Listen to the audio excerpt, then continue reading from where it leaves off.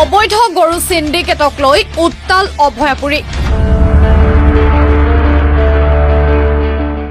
ৰাষ্ট্ৰীয় বজৰং দলৰ বঙাইগাঁও জিলা সভাপতিৰ নেতৃত্বত চলে নেকি এই বৃহৎ সিন্ডিকেট। এইজনে হৈছে সিন্ডিকেট মাষ্টাৰ গোবিন্দ পাল। সভাপতি গোবিন্দ পালে সংগঠনৰ কৰ্মীৰ জৰিয়তে বিভিন্ন সময়ত চলাই গৈছিল অবৈধ সৰবৰাহকাৰী যান বাহনৰ বিৰুদ্ধে অভিযান। গৰু ব্যাপাৰী গৰু বিজনেস কৰতেছে গৰু বিজনেস বন্ধ কৰাৰ নাকি। 17 ফেব্ৰুৱাৰীত ৰাষ্ট্ৰীয় বজৰং দলৰ সদস্য প্ৰকাশ আৰ্যই অভয়পুৰীত গৰু সৰবৰাহ কৰা গাড়ী এখন আটক কৰি চমজাই দিছিল আৰক্ষীক। তাৰ পাছতেই জিলা সভাপতি গোবিন্দ পালে নিজ দলৰে সদস্যজনক মাৰপিট কৰি বিতৰ্কত সোমাই পৰে। প্ৰশ্ন হয়, কাক সন্তুষ্ট কৰিবলৈ গৈ সভাপতিজনে নিজ দলৰে সদস্যজনক মাৰপিট কৰিবলগীয়া হ'ল। ইতিমধ্যে অভয়পুৰী থানাত এজাহাৰ দাখিল কৰিছে ভুক্তভোগী প্ৰকাশ আৰ্যই। সঁচা কথা কইলে কি কব গোবিন্দৰ লগে কিবা তোমাক লগে ফিটিং আছে, তুমি সঁচা কথা কল লাগে কম গোবিন্দর লগে আছে তো বলে তো ফিটিং করা লাগবে কিবা কি কও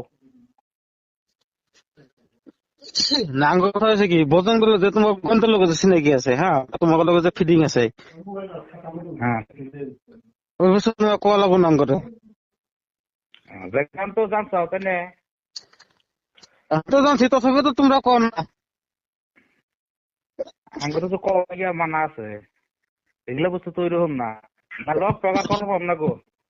হ্যাঁ লোক প্রকার করা যাবো না উপরে দিকে না করা লোক করা লাগে না। কেন না করছে ওই যে বললো গোবিন্দ গোবিন্দ না করছে। হ্যাঁ কালি ৰাষ্ট্ৰীয় বজৰং দলে সংবাদমেল সম্বোধন কৰি প্ৰকাশ আৰ্যক 24 ঘণ্টাৰ ভিতৰত প্ৰমাণ দিবলৈ সকীয়াই দিছিল। তাৰ পাছতেই আজি প্ৰকাশ আৰ্যই সংবাদমেলৰ জৰিয়তে প্ৰমাণসহ ঘটনা সন্দৰ্ভত কেতবোৰ মন্তব্য আগবঢ়ায়। গুৰুতৰ অভিযোগ থকা সভাপতি গোবিন্দ পালক বহিষ্কাৰ কৰিবনে সংগঠনটোৰ নেতৃত্বই, সেয়া হ'ব লক্ষণীয়। মই প্ৰকাশ আৰ্য যেহেতু কালি আন্তঃৰাষ্ট্ৰীয় হিন্দু পৰিষদ ৰাষ্ট্ৰীয় বজৰং দলৰ পৰা মোক জনায় যে 24 ঘণ্টাৰ ভিতৰত গোবিন্দ পালৰ নামত যিখিনি এভিডেন্স আছে সেইখিনি প্ৰশাসনক বা ছচিয়েল মিডিয়া বা হোৱাটছএপৰ যুগত তেখেতে মোক বিচাৰিছে। যদি মই এইটোৰ উপযুক্ত হেৰি দিব নোৱাৰো মোৰ নামত ডিষ্ট্ৰিক্টে বোলে এফআইআৰ কৰিব। সেইটোৰ মই আজি সেইটোৰ প্ৰমাণ লৈ কেনে মই আপোনালোকৰ সন্মুখত আহিছো। এদিনা মোক গোবিন্দ পালে ফোন কৰে যে গাড়ী ধৰিব যাব লাগে, আগে পাছে মাতিছে। মই তেখেতৰ লগত গৈছো। তেখেতে মোক লৈ কেনে বহুত ধৰণৰ আমাক ব্যৱহাৰ কৰি আছিল আমাৰ ল'ৰাবিলাক। এইটো বিষয়ত এখন যেনেকে মোক মাৰিছে গোবিন্দ পালে মোৰ লগৰ বিলাক নিশ্চয় ইয়াতে নাহে মোক হেল্প কৰিব। তো সেইটোৰ বাবদ যোনটো মোক প্ৰফেছত মোক ফোন কৰিছিলে গোবিন্দ পালে বেপাৰীক লৈ কেনে যে তুমি কোনো গৰু বেপাৰীক মাতিছিলা নেকি? মই কৈছো যে মই মাতা নাই। তেখেতে নিজে জনায় যে মিষ্টিয়ালা ওৰফে মিনাজুল হক তেখেতৰ লগত লৈ কেনে মোক ষ্টেট বেংকৰ সন্মুখত ফোন কৰি মোক জনায় যে তুমি এইটো ফোন কৰিছিলা নেকি? মই কৈছো স্পষ্টভাৱে মই মাতা নাই। তেখেতে এইটো গৰুৰ বিজনেছ চলাই আছে, মই এইটো বন্ধ কৰিবৰ বাবদ আমাৰ ডিষ্ট্ৰিক্ট প্ৰেচিডেণ্ট গোবিন্দ পালক মই জনাও যে এইটো বন্ধ কৰিব লাগে। তেখেতে এইটোৰ কাৰণে মোক বেপাৰীক লৈ কেনে ফোন মাৰে। একটা হিন্দুত্ববাদী নেতা হৈ কেনে তেখেতে গো মাফিয়াৰ লগত কিয় ইমান মিতেয়ালি তেখেতে মোক গো ব্যৱসায়ীৰ লগত গো সিন্ডিকেটৰ যোনটো মানুহ তেখেতৰ লগত জড়িত হৈ কেনে মোক ফোন কৰাৰ কোনো উদ্দেশ্য নাই। ছেকেণ্ড কথা, এইটো হোৱাৰ পিছত মোক মিষ্টিয়ালা ওৰফে মিনাজুল হকে মোৰ দোকানত মানুহ পঠায় যে এইটো তোমালোকৰ ৰাষ্ট্ৰীয় বজৰং দলৰ ডিষ্ট্ৰিক্ট প্ৰেচিডেণ্ট জড়িত আছে, তোমালোকে এইটো টেক হোৱা। মই স্পষ্টভাৱে তেখেতক মানা কৰি দিছো। তাৰপিছত তেখেতে মোক ফোন মাৰি যোনটো কলো মই ফোন মাৰিছিলে মোক। তাৰপিছত থাৰ্ডৰ যোনটো কথা আছে যে মোক মই যোনটো অভয়পুৰী থানাত গৰুৰ গাড়ীটো ধৰিছো, সেইটো গৰুৰ গাড়ী ধৰাৰ পিছত যোনটো কেছ হ'ল মোক গোবিন্দ পালে ধৰি মাৰিল। মাৰাৰ পিছত মই অভয়পুৰী থানাত এজাহাৰ দাখিল কৰিছো। এখনো মই এইটোৰ কোনো ন্যায় পোৱা নাই।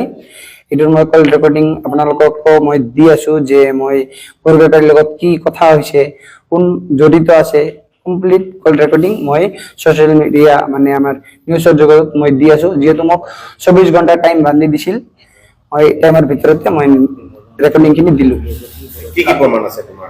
কল ৰেকৰ্ডিং মোক তেখেতে আগে পাছে মাতিছে। সেইদিনা মোক কল কৰিছিল যে যোৱা 6 তাৰিখ মানত হ'ব।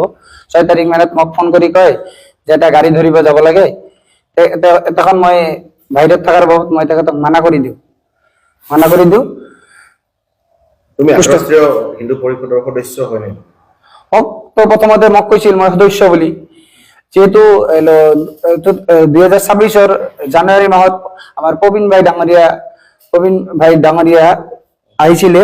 এইটো প্ৰগ্ৰামত মই যদি ৰাষ্ট্ৰীয় দলত নাই, তাহলে মোক কিয় এই ফ্লেগ লগোৱাৰ বাবদ, ঝাণ্ডা লগোৱাৰ বাবদ, কালেকশ্যনৰ বাবদ মোক কিয় ব্যৱহাৰ কৰিলে? আৰু এইটোত যিজন গোবিন্দ পাল, যাৰ বিৰুদ্ধে তোমাৰ অভিযোগ, এই যি গৌমাবিয়াৰ সৈতে তেওঁৰ জড়িত আছে নেকি? জড়িত আছে। তেখেতে মোক কিয় নহলে গো ব্যৱসায়ী মানে গো চিণ্ডিকেটৰ লগত জড়িত মোক কিয় ফোন কৰিলে? আৰু তেখেতৰ লগত নিশ্চয় যে কোনো মিতিৰালি আছে। হিন্দুত্ববাদী নেতা হৈ কিনে কোনো গো চিণ্ডিকেটৰ লগত মোক ফোন কৰাটো তেখেতৰ কোনো হেৰি নাই।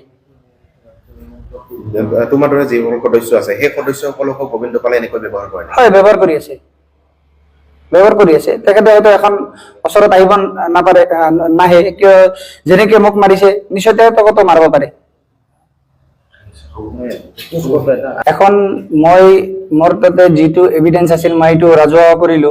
এখন যিহেতু কালি মোক কৈছে যে কি এভিডেন্স আছে তুমি দিয়া, মই এভিডেন্স বিলাক দিলো। এখন ৰাষ্ট্ৰীয় বজৰং দলৰ পৰা তেখেতৰ ওপৰত কি পদক্ষেপ লয় সেইটো মই নিশ্চয় মই জনাম যে মোৰ ৰিকুৱেষ্ট, মোৰ ন্যায় লাগে এইটো ক্ষেত্ৰত, ন্যায় লাগে। আৰু মোক তেখেতে কিয় মাৰিল এইটোৰো ন্যায় লাগে মোক। আৰু কৈছে যে যদি এইটোৰ বিষয়ত কোনো মই তথ্য দিওঁ, মোক ফুলৰ মালাৰে হেৰি কৰিব, সামৰিব। আৰু এখন মই এভিডেন্স বিলাক দিলে এখন তেখেতে কি কৰে মই সেইটো চাওঁ।